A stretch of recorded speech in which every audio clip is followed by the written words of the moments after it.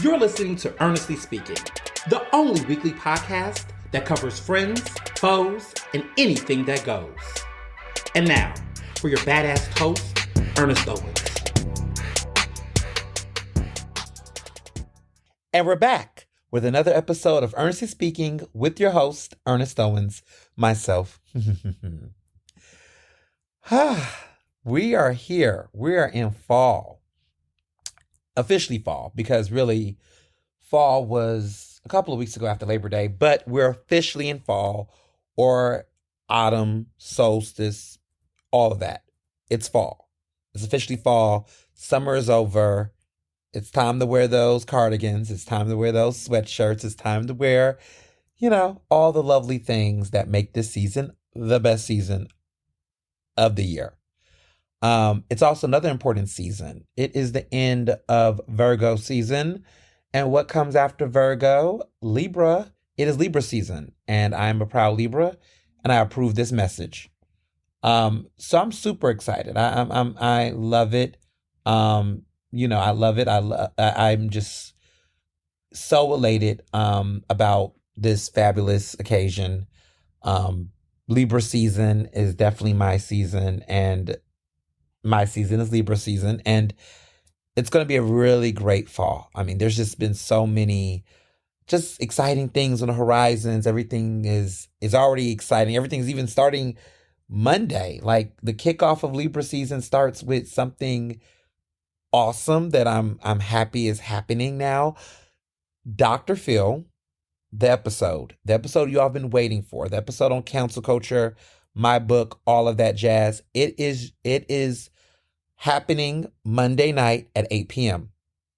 Now, this is important because it's not your traditional,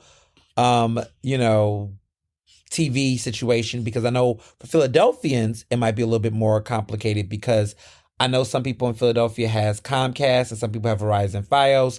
So all the little details about stations, channels, all that jazz, all that matters.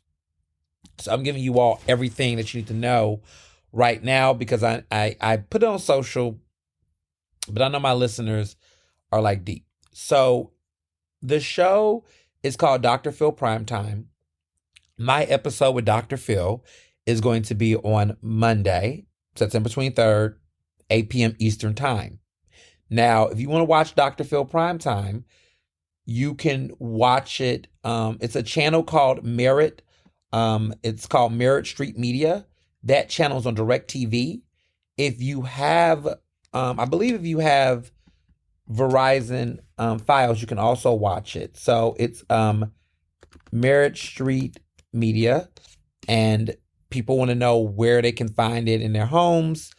If you are in Philadelphia, it's on Verizon Fios, or it could be on DirecTV. So it is also on DirecTV for those who subscribe to DirecTV. So if you have DirecTV, it is, I want to make sure I have this right. It is on channel 306. If you have Verizon Fios, it's on channel 792. So if you have Verizon Fios, it's on channel 792 in Philadelphia. Now, if you have DirecTV, then it's on 306. And if you have Dish TV, it's on channel 247. Now, this is in Philadelphia. For those of you who do not have Verizon Fios or do not have Dish or DirecTV, then you will have to watch on the website, which they have a great website. It's Dr. Phil's Merit TV. You can just easily go on meritstreetmedia.com. Again, meritstreetmedia.com. And you can easily watch shows there. There is a channel. There's like a whole situation where you can watch free on Merit Plus and basically create a little account, sign in, sign up. It's very easy. You can watch things live. It doesn't cost any money to watch it live online streaming. They also have an app, but you can also watch it on your desktop, laptop. So what I'm going to do is, I have Comcast, so I have Xfinity. We're just going to do the whole use the files or whatever they call the thing, and watch it from the laptop and then integrate on our TV, because we have a big screen. So we're going to integrate the laptop, whatever is on the website, to the TV. You know what I mean? And we're gonna watch it on the big screen at my crib. So it's gonna be really, really nice. But I'm looking forward to watching the episode. I haven't seen the edited episode. I haven't seen a preview or anything, so I don't know how I was gonna watch. I'm gonna watch it for the first time with, some of my close friends very, very early, and it's gonna be something. So it's gonna be a cute little watch party. Um, and I can't wait to see how it plays out on air. It's so I did the taping, and I wanna be clear. The show is spicy. The experience was incredible. The production team, Dr. Phil, the producers, everybody who was a part of the studio and the show production side were great. Now, I'm making a distinction because I know this is when you watch the episode, the subjects on the show who are in the conversation with me, all of that,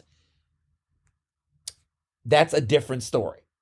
I am not going to tell any details until after the show airs. And then next week when we do, I do my next episode for Ernestly Speaking, we'll unpack that episode and what you didn't see, or maybe will see. I don't know how the show is going to be edited, but I will tell you all the full story around all of this show. Because when you watch it, some of you are going to be like, oh, wow. Oh. I'm telling you, it's great TV. And I want to reiterate that nothing was scripted.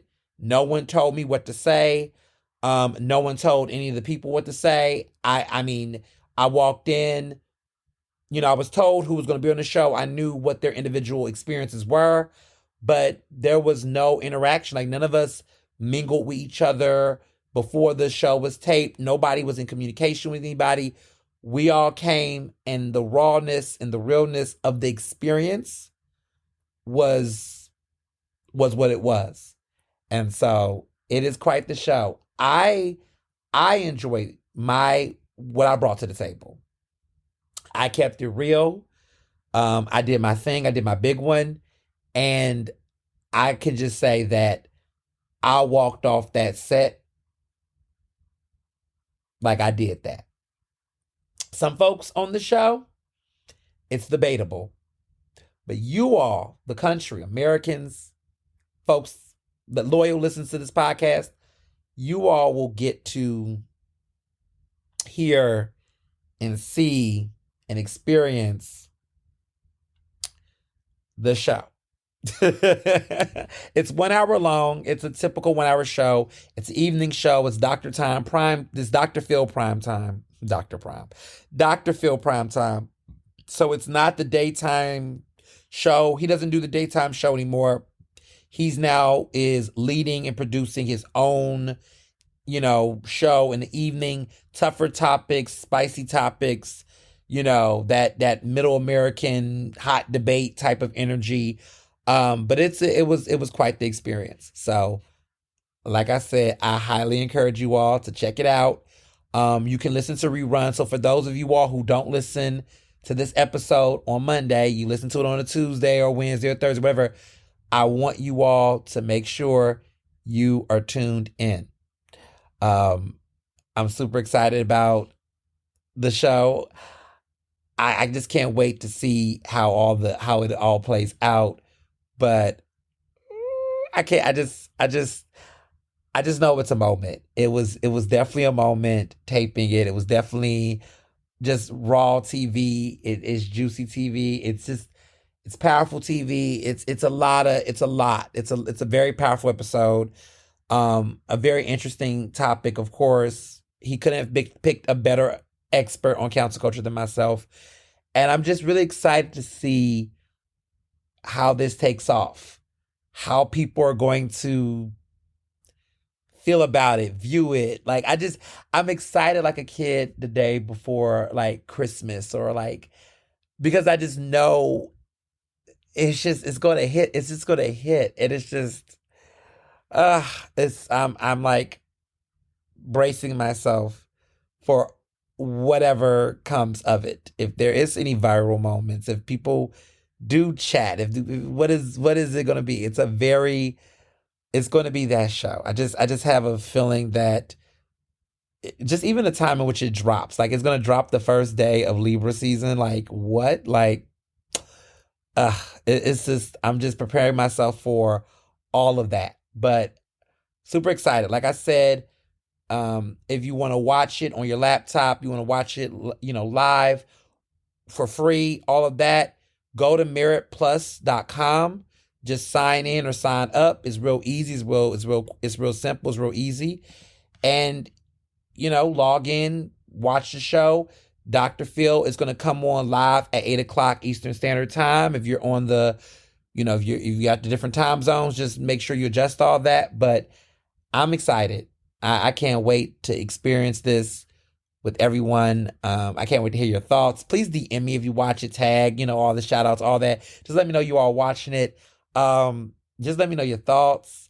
It's going to be a lot to unpack because I've been like holding this in since, oh my goodness, when was it? Like August. Like this was like a month ago. Like this show came out. They rolled this episode out pretty fast. I didn't know the exact date, but I kept telling you I was going to be like late September, early October, or in the fall. And and they were right on it. It came out right on schedule. So, that was a quick turnaround. But I just really taped this episode, I want to say like a month ago, like late August around the DNC. And like literally a month ago, and the episode came out a month later.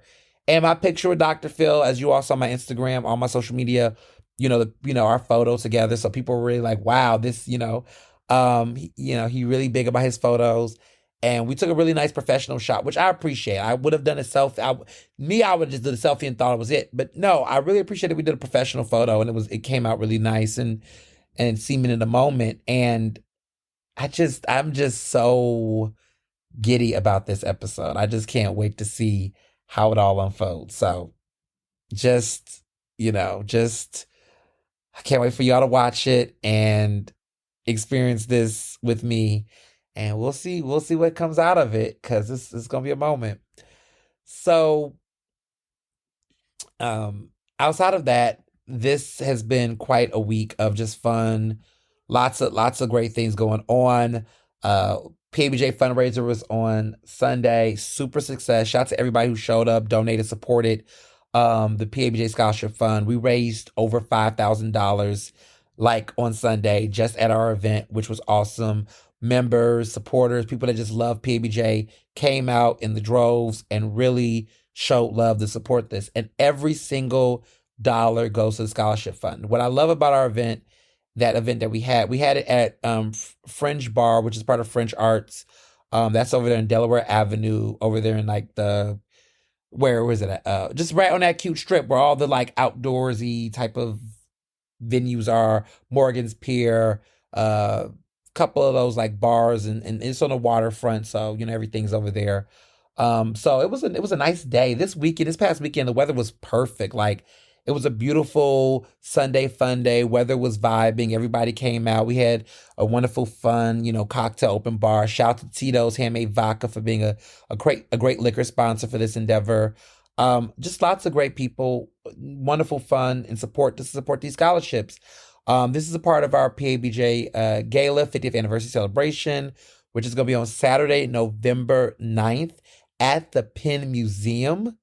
If you want to get a ticket to go to this gala, tickets are on our website, thepabj.org. Tickets are available now. You can go to thepabj.org and get a ticket. Like, tickets are on sale. The great thing about our events is that everything's all inclusive. We don't do that whole, you pay a ticket, you get food, but, there's a cash bar, there's a this, there's a that. Everything's all inclusive. It's an open bar. It's lots of food, lots of desserts, lots of fun, lots of music, lots of dancing, all of that great energy. So you don't even have to worry about a good time. Like, it's going to be a fabulous time. It's going to be a wonderful occasion. All of that stuff is all there in the mix. So there's no worries about that. As far as fun goes, prices, it's $175 a ticket this year. $175 a ticket. The money all goes to support the Philadelphia Association of Black Journalists. So all of our stuff on the back end, the money goes to support an incredible nonprofit organization that's advocating for Black journalists. It's a great event. This is the special year. This is the 50th anniversary celebration. So we're doing it bigger, badder, more fabulous than ever. I mean, the Penn Museum, this is the first time we've ever had the event there. We're using up various rooms and exhibitions. Like, this is going to be an all-night affair. It's a gala. Come fabulous, come red carpet ready, look good, smell good, feel good. It's a really lovely, good-ass time. There's going to be a long cocktail hour. There's going to be a beautiful award ceremony. And it's not going to be super long because we want to get people on the dance floor. And then there's going to be a wonderful reception, dance floor, more open bar, more food, more great times and great vibes. It's everyone's going to be there. The one thing I love the most that this year we are doing something very special to honor this momentous occasion. We're having, for the first time ever, a Hall of Fame, which we've never done in honor of our 50th anniversary. We're doing an incredible Hall of Fame ceremony. And it's 5 incredible journalists, media professionals in the business that are going to be inaugurated in our Hall of Fame. Our first ever Hall of Fame inductees is 5 people. It is Sarah Lomax, who is the CEO and president of WRD Radio, Word Radio. Yuki Washington, legendary broadcaster, anchor at CBS Philadelphia. Patty Jackson, Miss Patty Jackson, the incredible broadcasting legend over at WDAS Radio. The legendary, incomparable Renee Chenault Fatah, who was an incredible broadcaster that was on NBC 10 for many years. And then, of course, the iconic, legendary Barbara Grant, who has been a long time Black communications professional in the city of Philadelphia for decades. She does communications work on political campaigns. She was known for being the communications director during the John Street era in administration. He was the second Black mayor in Philadelphia history. And she also was the comms director and spokesperson for the Philadelphia School District. And this is a Black woman who did this at a time in Philadelphia where those types of roles for Black women in this city were very few and far in between. Now it's not impossible to see comms directors in city council and see them in these various roles. My husband is one at city council. So to see the evolution and to see these pioneers who's been doing this for decades, it's beautiful to see them get their flowers. And so this is going to be a very special occasion. We're also have award honorees in other categories. So we have a Corporate Maverick Award that is going to none other than Delilah Wilson Scott, who is the Vice President of Diversity, Equity, and Inclusion at Comcast Corporation. I mean, pretty big damn deal. We also have Shari Williams, who will be getting Journalist of the Year this year. She, of course, is a anchor and broadcast talent at 6ABC. And then we have the Media Maverick Award, which is going to none other than Cashman Associates. Nicole Cashman, the CEO and founder of Cashman Associates, and her Vice President, Chief of Staff, Michelle Conron. They will also be being recognized at PABJ's 50th Anniversary Gala at the Penn Museum on Saturday, November 9th. Tickets are on sale at thepabj.org, or you can go to my link in bio on Twitter or Instagram to find out, to get on to PABJ's website to support our work. You can get the tickets on that link tree. But come out, come support, come see what we're about, come meet these incredible legends in the industry, get your photos, get your pictures, check it out. But it's going to be a very great time. And I just love our gala. Our galas are so much fun. They're filled with joy and Black love and Black joy, Black excellence as well, but not like the snooty, snobby pretentiousness. It's just a celebration of seeing people in this industry that have done incredible work. And it's so important for more people to see that, because we're still in the industry where people are like, oh, what do you mean Black? You know, like, I didn't know there was there's Black talent doing stuff like this. You know, I just, it's just interesting that people are still like surprised about Black legends and pioneers in journalism in this industry. That's got to change. And so these types of events, what I love about them is that they create that opportunity, create that visibility, they create that possibility pipeline for people who, some people have aspired to do media, to aspire to journalism that's Black, a young college student that might be thinking, okay, I think I want to do this, but they go to events like this and they hear these inspirational acceptance speeches. They see these incredible people and their journeys. They get to meet and network with people that could be potentially a mentor to them. This is what this is about. And events like this make that kind of impact. They inspire people. I remember when I was younger, when I was in college, I didn't really go to any type of events. There was none of these award ceremonies and galas. Like, I didn't have any exposure to any of that when I was in college. I mean, not Black journalists, not Black media. I didn't know anything about PABJ until the latter end. And even then, I wasn't even a member. I heard about it, but the organization before I was involved, they did events, they did ceremonies, but it was very much closed off for like a very particular type of professional. And a lot of young people were not embraced or brought into the mix. And so for me, these types of experiences was watching acceptance speeches at the Emmys or on TV. But what has been transformational for me in my early years, getting out of college, joining these organizations, was that when I was able to be in those rooms and see people win and speak and give speeches, it inspired me. I don't know how to describe it appropriately, but it put a little tap on my shoulder to say, hey, you can do this, challenge yourself, keep going.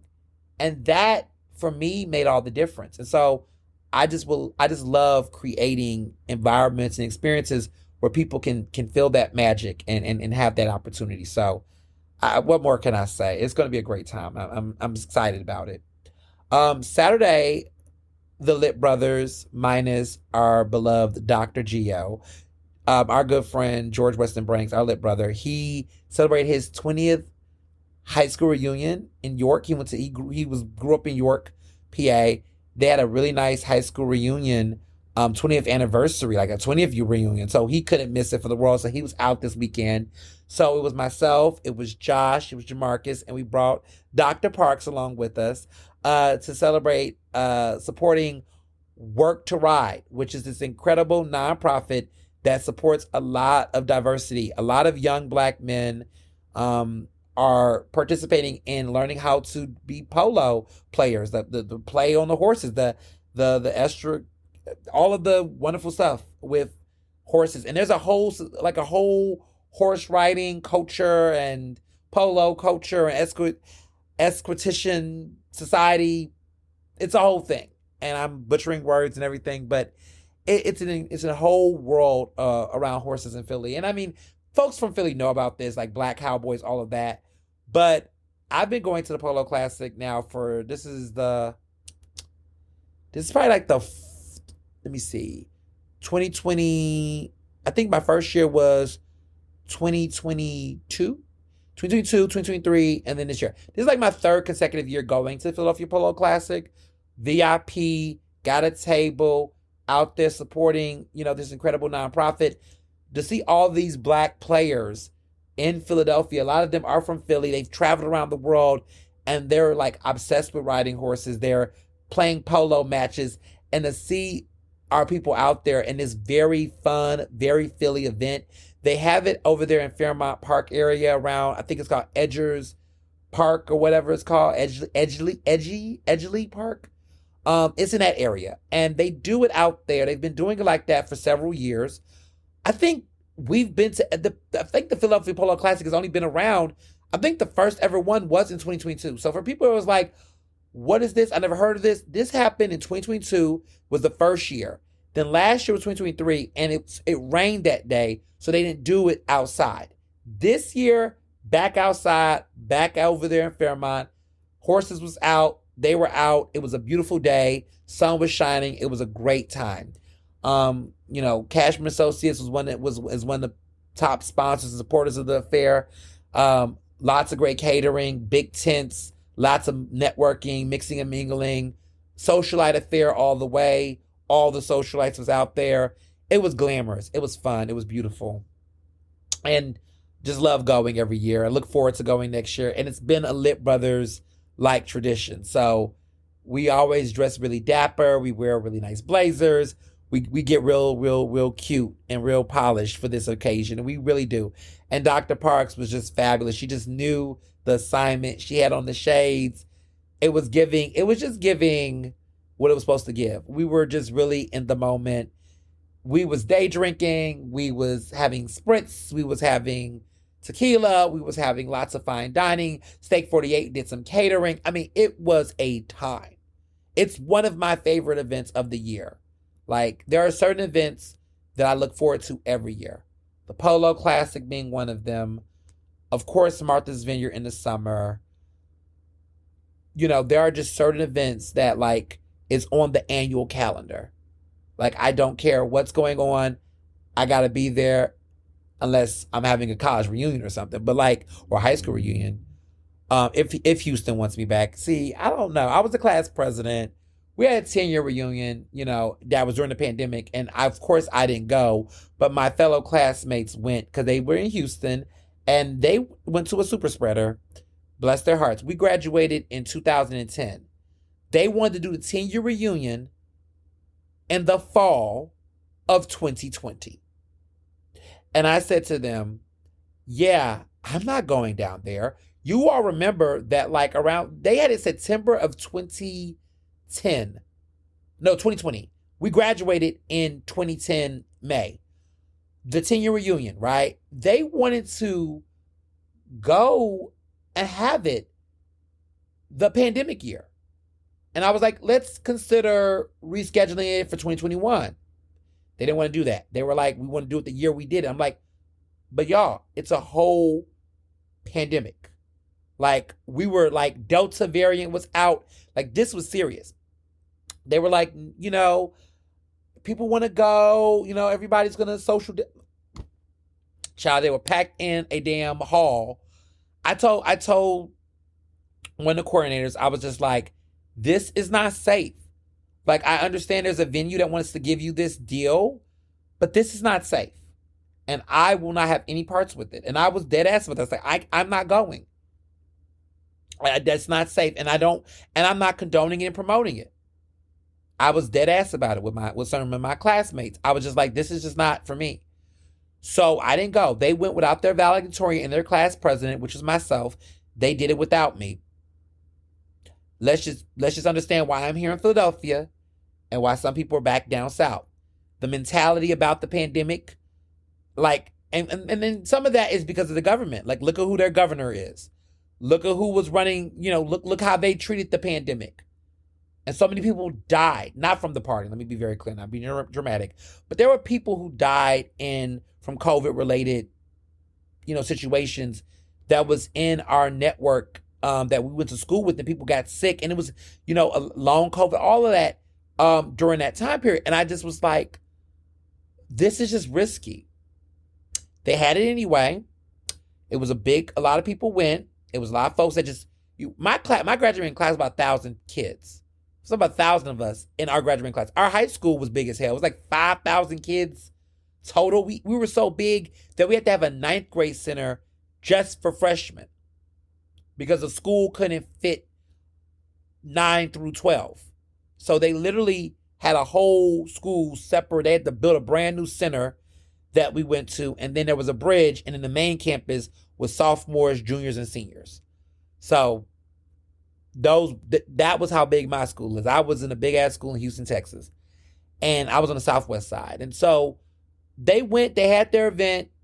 I remember hearing, like, it was a whole weekend. It was a party. It was a dance thing. It was a cookout. All this. People got sick. Folks got sick. And as you all know, I've never gotten COVID.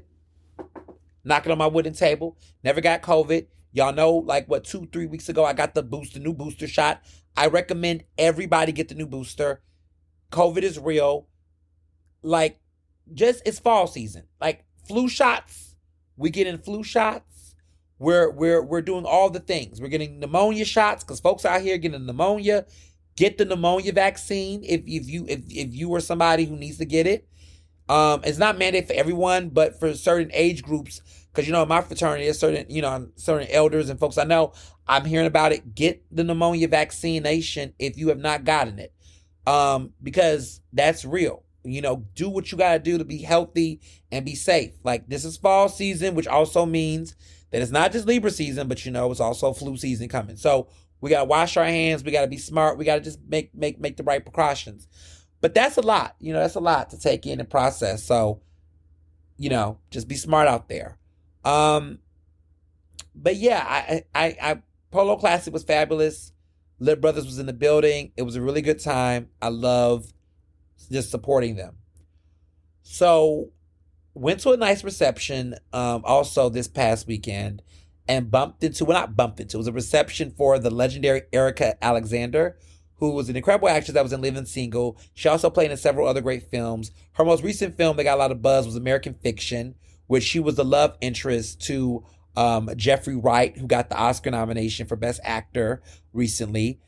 She was in American Fiction, and she's on a come up right now.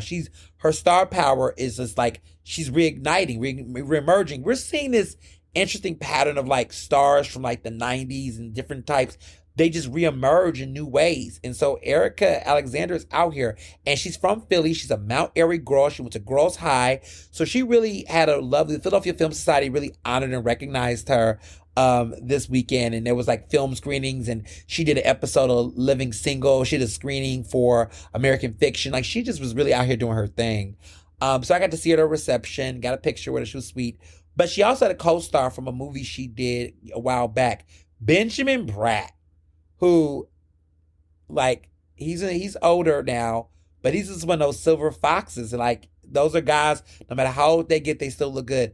I remember him years ago when I was like younger. I was like, oh, that's a nice looking man.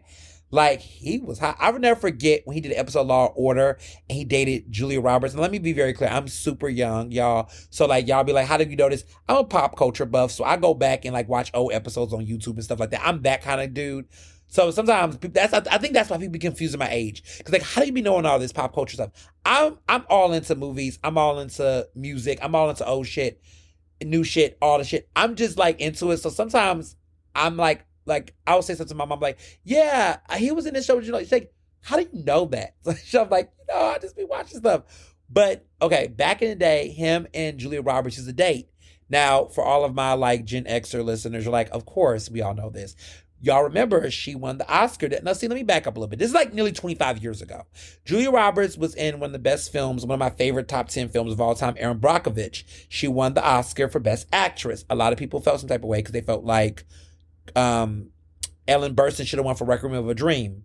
We're not going to have that debate today. Personally, I get it. Ellen Burstyn was incredible in Requiem for a Dream, but that movie was just so artsy and bizarre that it was not enough to carry her to get that Oscar. And let's be real, she wasn't really a leading actress.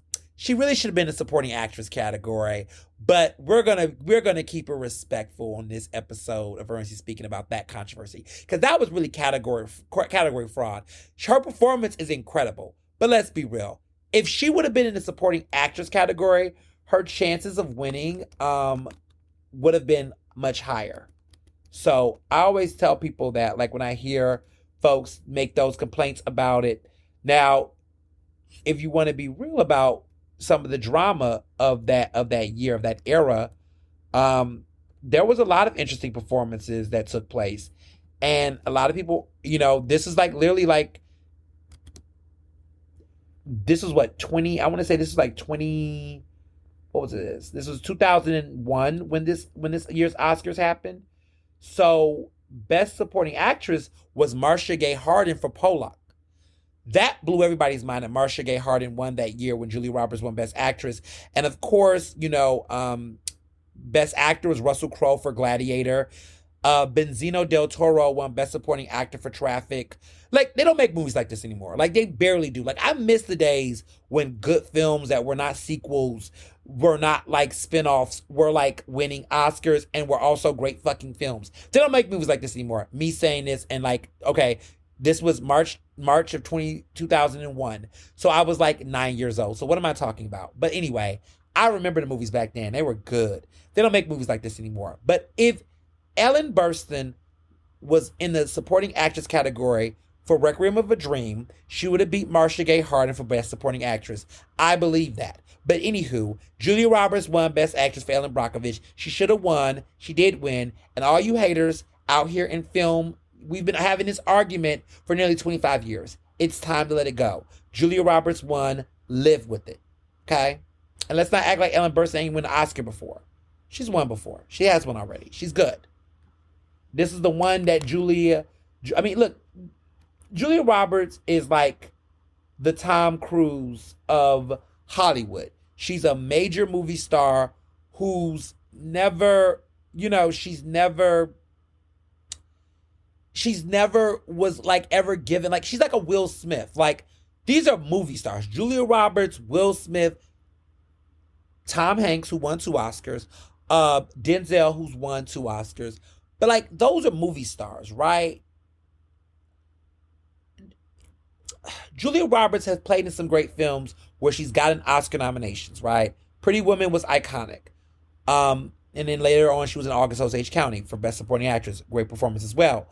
But like, she never was in enough films that was really Oscar worthy enough for her to win an Oscar. So for her to be the lead in Ellen Brockovich, it was a biopic.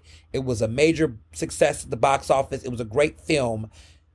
That was the type of role that, like, I feel like even Tom Cruise with Jerry Maguire, he didn't win Best Actor, but those are the type of roles where those type of roles come few and far in between for big movie stars like that. Like, even when we look at Will Smith has definitely got it more in his Oscar bag. But when you think about him in Ali, when he lost to Denzel Washington for Training Day, or you think about The Pursuit of Happiness, and even, King Richard, they don't, movie stars like that are so big on making big blockbuster smashes. They really don't have time to do like more low budget films and more low key films. It's very hard for them to.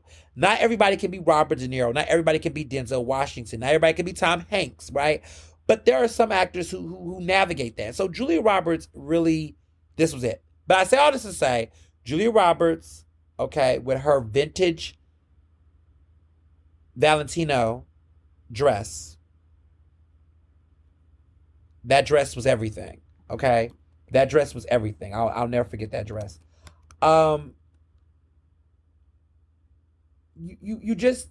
She was there with Benjamin Bratt, and she just killed it. She was gorgeous. He was there. It was a great time. Now, she would, Julia Roberts have had interest. She's had very interesting, that relationship, if y'all go back and look at what was going on during that time, it was a lot. It was a lot. So,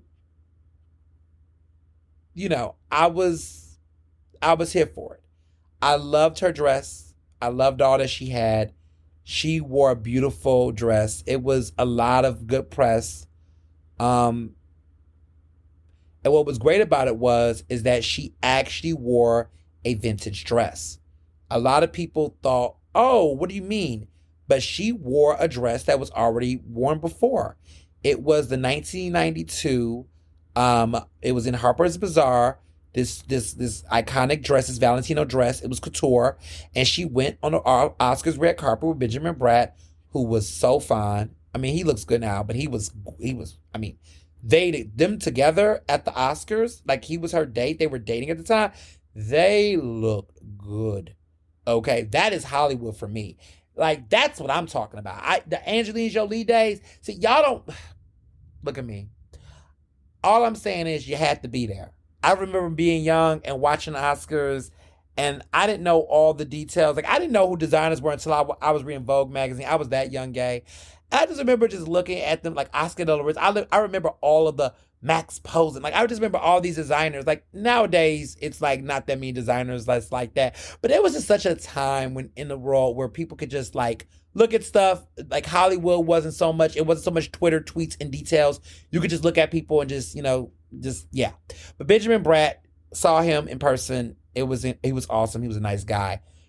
It was a great ceremony. It was an awesome event. But like, I'm just thinking about the nostalgia, all that came with that weekend and that event. Went to another great event, which was fabulous. It was a Juliet tasting. There's a new product on the market. It is a peach liqueur, and the peaches are from France. This is a beautiful tall bottle. It's a liqueur. So what that means is that can you drink it by yourself? Yeah, but it's a very boozy, like flavorful liqueur that you can mix with your cocktails, and it is great. The company, the family that owns this brand, because I know what you're thinking, they own Saint Germain, that lovely elderflower liqueur, and they also own Chambord, that really ambitious, very flavorful, fruity raspberry Chambord, like raspberry liqueur. Like they are like basically the family that run high quality flavorful liqueurs. Because I got Chambord in the house. I got Saint Germain. And now I got Juliet. It is a tall bottle. It's peach flavored.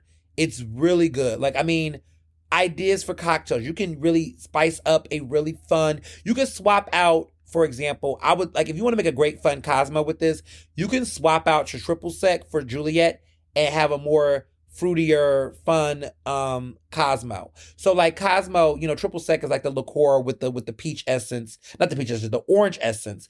You can swap that out with that, and you can have a fun like Cosmo or another fruity cocktail. You don't even have to use cranberry juice. You can swap it out with vodka or something. If you want to do like a really cute like whiskey smash, bourbon smash with that peach element in it, you can also throw in some Juliet, and it will be fabulous with that. If you want to do a mule, like, a really great ginger beer mule with the vodka, you can also add some Juliet to that, and it is really good. And why am I saying this to you all? Because I tried at this party, they had at the Love, which the Love is incredible. We were upstairs at the Love in the Brennan house, upstairs party. It was banging, like everybody was there. And they were like really pushing Juliet, and we all got free bottles. We had various cocktails. The Love was catering. It was a really great party. But they had various cocktails that they were trying to sample the liqueurs with, and I was trying everything, and everything was a hit. Another drink I also like, and I did this when I got home because, I had my Juliet in the house. I did lemonade. I did lemonade with my elderflower blue coat gin, and I added like a nice splash of Juliet, and it had this nice orange lemonade, like little vibe, and it was like a nice little cocktail. That was fun. I think it makes for a great addition to a chaser vodka drink. So let's say you got vodka, you got a chaser, you got gin, a chaser, some type of liquor, right? Tequila, whatever. Pour a little bit of that Juliet in there to give it that buzz, and it's turned. So I highly recommend it. They're selling it, I believe, at $50 a bottle, but this is a 1 liter bottle. So let me brace y'all. It's a 1 liter bottle, and I only think they have it in one size right now. It's at all the wines and spirits. You can go there now, say, yo, where is Juliet at? Get you some Juliet, and it's a 1 liter bottle, so it lasts long. And with liqueurs, remember, this is not vodka. So you're not drinking this like, well, see, you're not drinking this like you don't need to take shots of this. You just do a little splash, add a little, a little part in there or whatever. You don't really need to pour or do like a 4 ounces or anything like that. Maybe an ounce would probably do with a traditional cocktail or whatever. You don't even probably need an ounce. An ounce might be enough, but you don't, it's a very nice mixer. It gives you the hint, the flavor, keep the alcohol flowing, and really help balance out the actual spirit that you might be drinking. So I love that. Like it will be a great punch for a party. So yeah, highly recommend it. It was a great time. And then lastly, myself and Jamarcus, we had a nice little cool Friday night hangout. We went to a party at Stratus Lounge, which is at Hotel Monaco. Love Stratus Lounge, love Hotel Monaco. It was like a Remy party, like a liquor party, wherever it was like cocktails and things. But we ended up grabbing dinner at Red Owl Tavern, which was very nice. It was a very busy Friday night. They was able to accommodate us and get us seats. And we just had a nice dinner, and it was popping. Like it was grand. I mean, Red Owl Tavern is like, for those who know, it's connected to Hotel Monaco. It's right there in Old City, Old City, Independence Hall area. It's over there. you can walk if you go to Hotel Monaco, which is where Stratus is, the rooftop over there. You might walk past and not even recognize it, but it's like a really like lively restaurant. It's not your typical hotel restaurant. It really has an identity of its own. Like it's connected to the hotel, but it's not like the typical like hotel restaurant where you feel like, oh, it's a restaurant in a hotel. Like it is a really nice standalone restaurant. And I just forgot how good the food is. I haven't been in a while, but coming back, I was like, this is popping. This is like sometimes like, you know what it is? Okay. You know how you want to go to a place where you want like some good food, nothing too over the top, but you don't want anything that's just like crappy. So like you don't want to go to Chili's, like you don't want a Chili's burger. You don't want to go to like Applebee's. You're beyond chain restaurants like that. But at the same time, you still want something familiar but a little bit more elevated, but nothing like over the top fancy. Like I want a nice burger, but I don't want to have to go to like Barclay Prime or go out to like something in Rittenhouse for a burger. Like I want something that still hits the spot, good quality, reasonably priced, nothing too over the top, right? But just good and a nice portion size, all of that. That is what Red Owl Tavern is. If you were in that Old City area, that is where you want to go. If you're in that Old City area, you're in that Independence Hall area, they have breakfast, lunch, and dinner. So if you're like in the area, like, oh, where do I need to go to eat? But you just don't feel like something super fancy, but you don't want to go anywhere lowbrow, that is like the perfect spot. Like that was what I was craving. Like I was upstairs at Stratus, and the Stratus, they do like bite food. They had like the pasta hors d'oeuvres, the cheese trays, but I was hungry. Like I really wanted to eat something that was like, but I was also like, I don't want anything. I don't want to go. I don't want to go anywhere like too much. That was like the spot for me. That did what I need to do. They had root beer floats. It was fun. It was just like perfect. So if you are looking for somewhere, to have a good old friends dinner, catch up with a friend, have a nice, easy, no frills, no fuss time, Red Owl Tavern in Old City is where to be. And Independence Hall is where to be. Because there's a lot of restaurants over there that some of them are nice. Some of them be charging up a leg because they know that's the tourist trap. But Red Owl Tavern is reasonable and I like it. So that's that. But no, it's shout out to everybody who again came out to support PABJ with a scholarship fund. I'm so happy to see a lot of good folks, of course, Sharon, my good friend Sharon, to see, Dr. Parks, to see my PABJ board, everybody was out there. Of course, Mr. Johnson came out. And it was just a good time. It was just a really good time. And my younger brother, we actually, I just thought about this. We went to Franklin Fountain, myself, Dr. Parks, Mr. Johnson, my younger brother, he's a senior at Temple. He's ready to get out that door. I'm taking it all in. But we went to Franklin Fountain because I don't think he ever been, or maybe he did. I think when he first came to Philly, he went. But Dr. Parks, all these years, been in Philadelphia, all these years, had never been. I have been, of course, Mr. Johnson, we've been multiple times, but I had to get them out to Franklin Fountain. So we went, because we was in the area, and it was, listen, I don't, no matter the time of day, they're going to always have a line over there. And I'm just happy. The food, the ice cream was popping. My favorite flavor. So I did the honeycomb. The honeycomb is like, the honeycomb flavor at Franklin Fountain is a flavor they came up with, but it's also an iconic flavor. Like, that is a flavor. Like, I love it. I love honeycomb. That honeycomb flavor is awesome. And I had their sea salt caramel, which is also really good. The sea salt caramel, sea salt caramel, caramel, same thing. That flavor is also good. So I did like a double scoop in a waffle cone. And that's some good ass ice cream. That's some real ice cream. Like real ice cream. Like, that was some real churning, some real quality milk. Like, that was some real good ass ice cream. Stars across the board, 5 stars, loved them to death.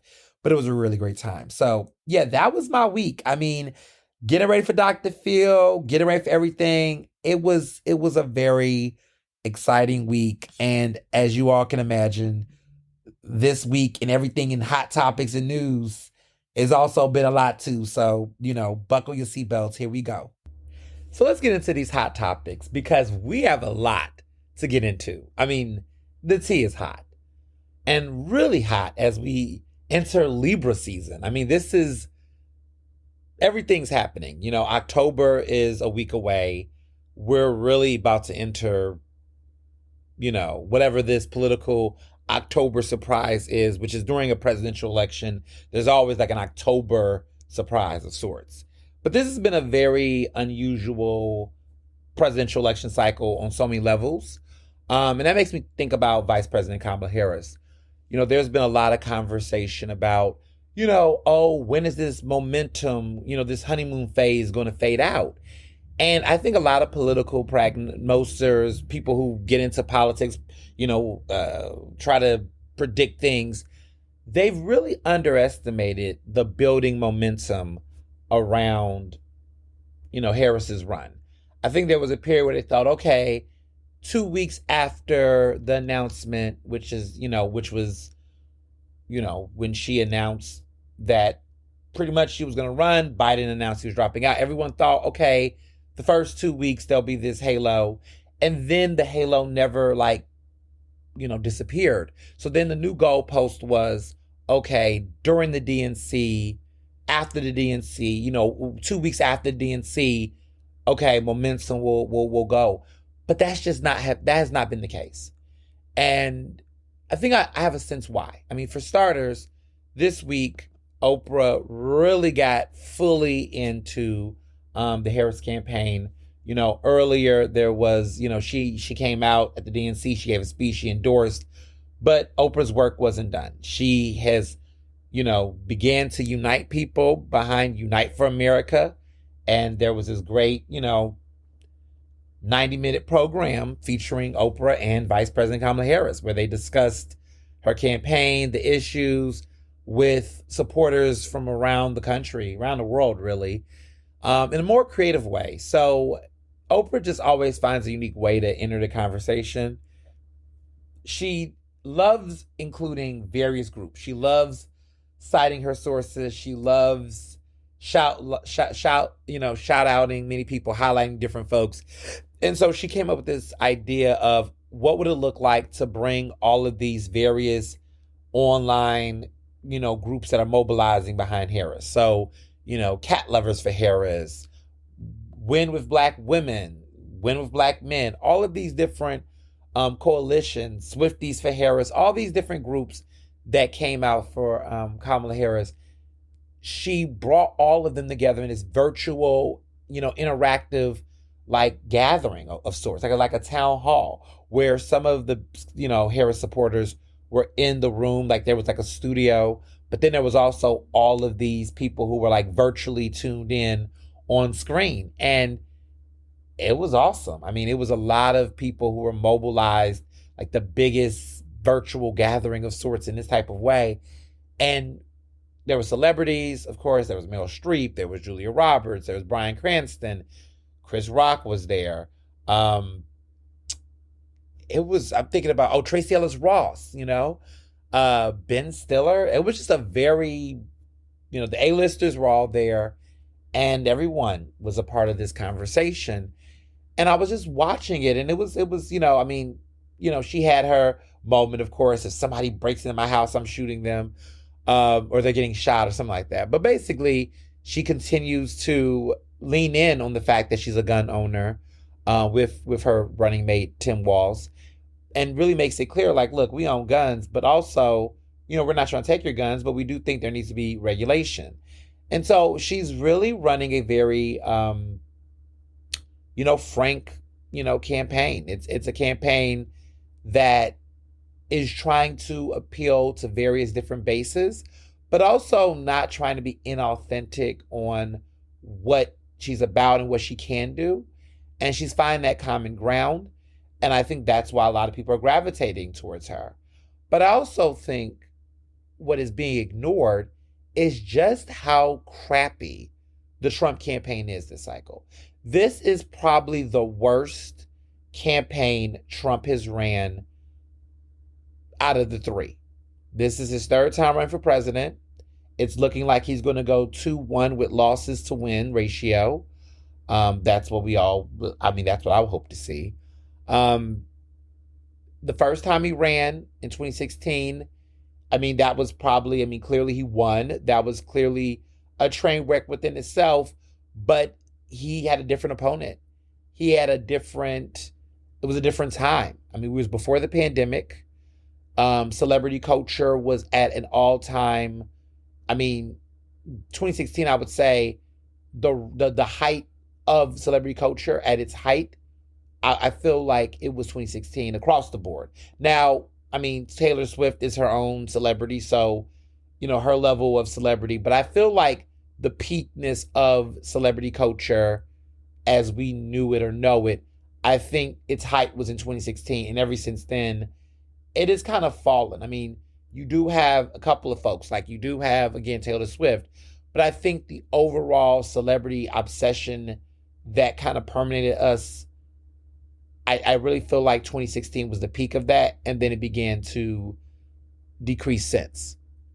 Celebrities still are in our universe, but the way in which we are hyper obsessed, or just even the value system of it, definitely has. And I think some of that is caused by Trump's own, celebrity presence. But I think, for starters, his campaign has sucked. 2020, while he was in the presidency, his messaging and his handling of COVID, I think, definitely played a role in him losing.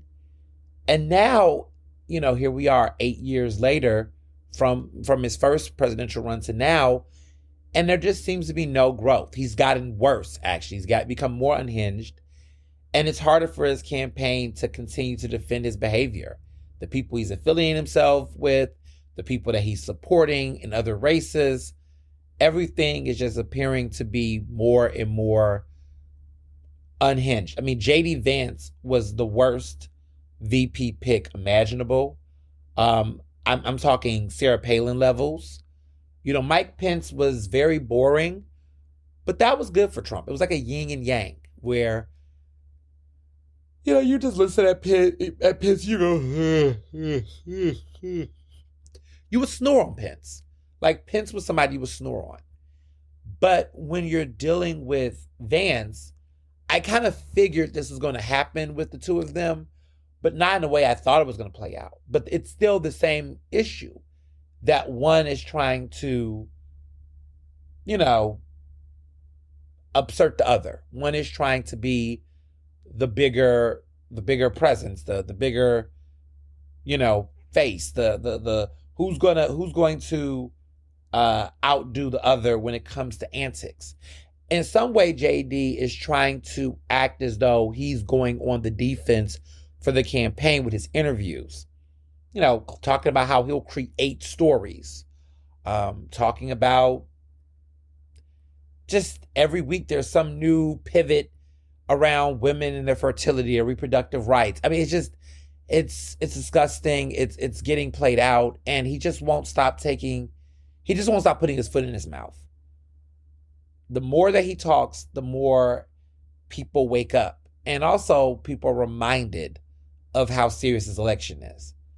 And meanwhile, Vice President Harris is pushing through, continuing to stay in the positive, not lose her conviction and what she stands for, but at the same time, keep pushing and keep the optimism. And I feel like successful presidential races are races in which the candidate is the one who can provide the most hope, the most excitement and joy, typically wins. I feel like with the Clinton campaign, there was a sense of like joy and excitement, but a lot of it did feel a little manufactured.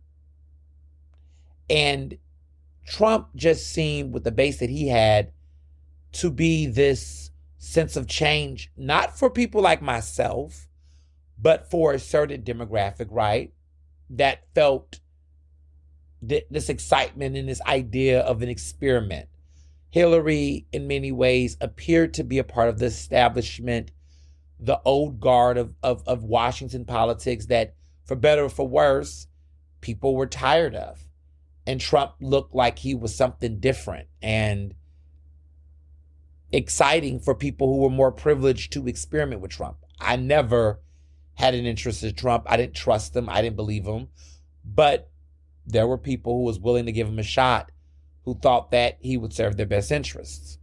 We see now that's not the case. So here we are 8 years later, and there's a candidate that's new, that's familiar, but still fresh, that's younger, but robust and more confident out loud. And on this end, Trump just appears to be the status quo of negative, polarizing politics. Like, everyone is like, okay, we're tired of the division and the negativity and the just pure disrespect that even if you're a Trump supporter, which at this point, whatever, right? But it's getting to a point where you can watch certain programs and you can see conversations of folks that are trying to normalize Trump or the Republican Party. And now every time there's another scandal or misdealing, these people have to try to either distract people from the conversation or move to a different point. And so I've been seeing this pivot with a lot of Republican strategists who are trying to, let people keep thinking this is a tight race. I don't want to talk out of turn or talk too advanced, but there's a part of me that feels like either this race is going to be super tight or it's going to be a blowout. And I don't really feel like, for some reason, I don't feel like this race is tight. Like, I feel like if people voted today, I think Kamala is going to do better than what people are predicting. I think everyone keeps acting like this is a dead heat race. And when I see how Biden did compared to Trump, there's a part of me that kind of feels like Kamala is going to do things based not so much on her own platform, but because of how bad this Republican ticket is in certain areas. There are states that were not in play that might be in play. And even states that are not necessarily going to be in play. It just tells you that across the board, electoral vote-wise, I don't know. Because he's just fucking up so bad. Like, he's just not, it's just like people are just getting over it. And I just don't even